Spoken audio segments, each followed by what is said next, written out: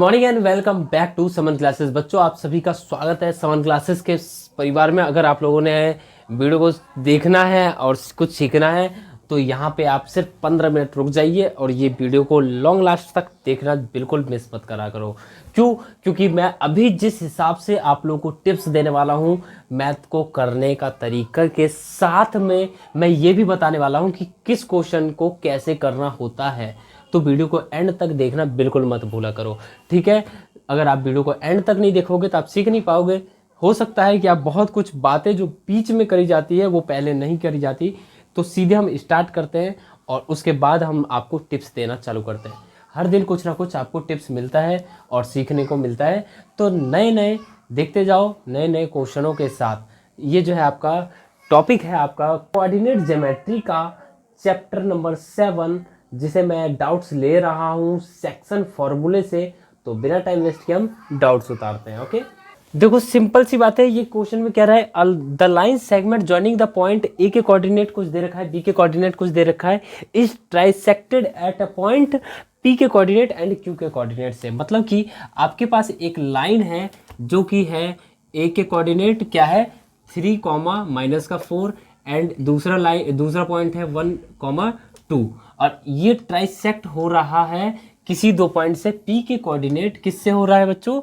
P, -2 and Q के coordinate किससे हो रहा है 5/3, Q। ठीक है, तो इन दोनों पॉइंट से ये ट्राइसेक्ट हो रहा है। तो हमें बताना है अब वैल्यू कि P की वैल्यू क्या रही होगी एंड Q की वैल्यू क्या रही होगी। अगर मैं आपसे कहता हूं कि ये 1:1 रहा होगा तो कोई दिक्कत तो होगा नहीं इसमें, है ना। अगर आपसे मेरे को बताना है कि P की वैल्यू क्या होगी तो 3 एंड ये है 5/3। इस हिसाब से अगर मैं निकलवाऊं आपसे, क्या निकलवाता हूं, देखो यहाँ पे आपका ये लाइन है, ठीक है। इसको 1:1 में डिवाइड कर रहा है। आपके पास x यहाँ पे भी है, x2 यहाँ पे भी है एंड x यहाँ पे भी है x1। आपको x चाहिए, है ना, चाहिए ना, वो p आपका x का ही काम कर रहा है। तो सिंपल से अगर आपको p की वैल्यू चाहिए तो क्या आएगा mx2 प्लस nx1 अपॉन में m प्लस n, यही होगा। तो m की वैल्यू आपकी क्या हो जाएगी? हो जाएगी आपकी 1 और x2 की वैल्यू हो जाएगी आपकी 5/3 प्लस n की वैल्यू हो जाएगी 1, x1 की वैल्यू हो जाएगी 3 अपॉन में 1 + 1। अगर मैं फाइंड करूं इसे तो ये आपका क्या हो जाएगा 5/3 प्लस 3/2, ठीक है। और इसे अगर सॉल्व कर लूँ तो क्या होता है, जल्दी से बताओ यार। ये जो है 2 इधर आ जाएगा तो यहाँ पे आपका हो जाएगा 5 + 9, 14 अपॉन में ये कितना हो जाएगा बच्चों 3 × 2। इसे अगर मैं फाइंड कर लूँ तो ये आपका आ जाएगा 7/3। कितना आ गया 7/3। ये आपका आ गया P के कोऑर्डिनेट 7/3। लेकिन अगर मैं यहाँ से वैल्यू निकालूँ Q की, तो जैसा कि आप ये देख रहे होगे ये एक लाइन सेगमेंट है जिसे ये आधे आधे में काट रहा है। तो आपको बताना है Q का कोऑर्डिनेट क्या रहेगा, क्या रहेगा, Q का कोऑर्डिनेट क्या रहेगा। तो अब हमें कैसे फाइंड करना पड़ेगा, सिंपल सा फंडा है, दिमाग ज़्यादा लगाना नहीं है। देखो कैसे, वही फॉर्मूला लगाएंगे my2 plus ny1 upon m plus n, ठीक है। m की वैल्यू है आपकी 1, दोनों जगह m n दोनों की वैल्यू है आपकी 1, ठीक है। और y2 यहाँ पे अगर इसके लिए y2 की बात करूँ तो ये आपका हो जाएगा क्या 1:2 है ना, तो ये आपका 2 आ जाएगा प्लस n की वैल्यू है 1, y1 है आपका क्या -3 है ना, हाँ सॉरी -2 है, ठीक है। p के कोऑर्डिनेट -2 है ना। अच्छा, अपॉन में 1 + 1 अगर मैं यहाँ से निकलवाऊँ तो आपका हो जाएगा 2 - 2 अपॉन में 2 जो कि हो जाएगा 0.2 और इसकी वैल्यू आ जाएगी 0। तो Q का कोऑर्डिनेट जो रहेगा वो आएगा 0 एंड P की वैल्यू जो रहेगी वो रहेगी 7/3। Just solve it. समझ में आया क्या? चलिए, अगर आ गया हो तो नेक्स्ट क्वेश्चन उतारते हैं। तब तक ले आप इसे स्क्रीनशॉट ले लें या फिर कॉपी कर लें। ओके, देखो इस क्वेश्चन में भी मिड पॉइंट का आ रहा था इसलिए मैंने लिख दिया है। लेकिन सीबीएसई 2010 में अधिकतर सीबीएसई ना अक्सर इस टाइप के क्वेश्चन देता ही देता है, तो हो सकता है कि इस बार भी हो जाए। तो कहने का मतलब आपका ये है कि आपके पास एक क्वेश्चन दे रखा है क्या, इफ ये जो पॉइंट है, ठीक है, is a mid point of a line segment joining the point ये एंड ये। मतलब कि आपके पास एक लाइन सेगमेंट है, उसका मिड पॉइंट दे रखा है, ठीक है, ये रहा मिड पॉइंट, उसका पॉइंट दे रखा है, लेकिन उसमें एक गायब है। क्या गायब है? पी के कोऑर्डिनेट गायब है, तो आपको बतानी है पी की वैल्यू क्या रही होगी। बताओ, है पता? नहीं पता है ना? बड़ा ही सिंपल है यार, बहुत ही सिंपल है, 2 सेकंड का खेल है। देखो, पी के कोऑर्डिनेट बताना है आपको, ठीक है? तरीके में लिखूं या मैं सीधे बता दूं आपको? मैं सीधे बताऊंगा, क्योंकि मेरे को बहुत सारे क्वेश्चन को डिस्कस करने हैं। पी के कोऑर्डिनेट आपको बताने थे इसके अंदर, इन दोनों पॉइंट के अंदर।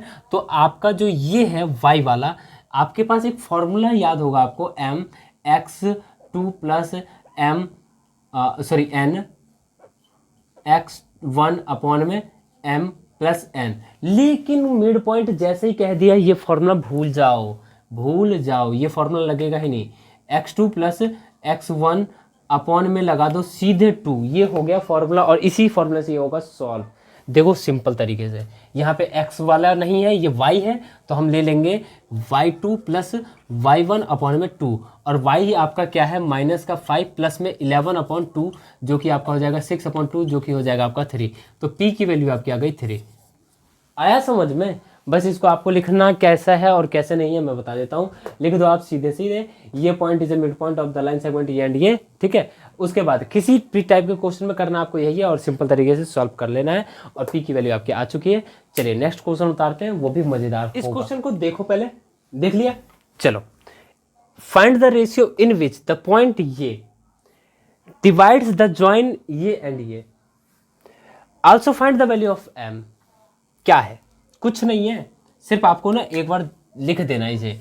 ये रहा आपका एक लाइन, ए के कोऑर्डिनेट एंड बी के कोऑर्डिनेट है आपका -4,3 एंड बी के कोऑर्डिनेट है 2,8, ठीक है?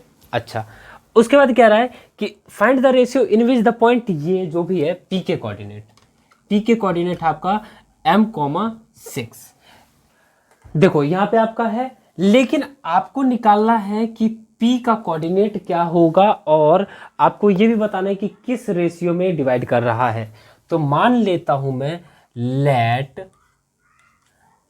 P डिवाइड्स AB इन K/1। मैंने मान लिया कि जो P जो है डिवाइड कर रहा है AB को किस रेशियो में, K/1 में, ठीक है? यहां तक समझ में आया? तो अगर मैं आपसे कहता हूं कि देन कोऑर्डिनेट ऑफ किसका, P का, वो क्या होगा बताओ? सिंपल सा है, क्या हो जाएगा, mx1 यही होता है, सॉरी mx2, तो आपका m है आपका k, यहाँ पे आप लिखना चाहो तो लिख सकते हो K/1, ठीक है? तो आपका क्या हो जाएगा, k इंटू ये आपका x2 है, तो ये आपका हो जाएगा 2 प्लस 1 इंटू माइनस का 4 अपॉन में k+1, और ये आपका y वाले का क्या हो जाएगा बच्चों, ये आपका हो जाएगा k इंटू 8, ठीक है? प्लस 1 इंटू ये आपका है 3 अपॉन में k+1, ठीक है? अब अगर मैं आपसे कहता हूँ p के कोऑर्डिनेट 2k माइनस में 4 अपॉन k+1, और ये आपका हो जाएगा 8k+3 अपॉन में k+1। ये अब आपका हो चुका है सॉल्व। अब आप बताओ कि कैसे करें फाइंड। सिंपल सा तरीका है, आप सुनो। सबसे पहले हम निकाल लेते हैं k की वैल्यू क्या रही होगी, तो उससे हमारे पास रेशियो आ जाएगा, ठीक है? तो k की वैल्यू के लिए अगर मैं आपको कहता हूं p के कोऑर्डिनेट m/6 दे रखा है, अगर मैं इसे कंपेयर करना चाहूं p के कोऑर्डिनेट m/6 से, तो आपका ये y के कोऑर्डिनेट दोनों सेम होंगे, है ना? तो ऑन कंपेयरिंग कर लो, या सीधे लिख दो आप क्या, 8k+3 upon k+1 equal to हो जाएगा 6, और यहाँ से आप k की वैल्यू निकाल लो फाइंड करके। कैसे होगा देखो, 8k+3 इक्वल टू हो जाएगा 6k+6, यस और नो? अगर इस 6k को इधर बुला लूँ तो आपका हो जाएगा 8k minus 6k equal to 6 minus 3, तो ये आपका आ गया 2k equal to 3, k equal to आपका आ गया 3/2। तो k की वैल्यू आपकी आ गई 3/2, मतलब कि p जो है AB को 3/2 में डिवाइड करेगा, चूंकि 1 तो खत्म है ना? तो हम यहाँ पे लिख भी सकते हैं, क्या लिख सकते हैं, देखो लिख देते हैं, P डिवाइड्स AB इन 3/2। यहां तक आ गया समझ में?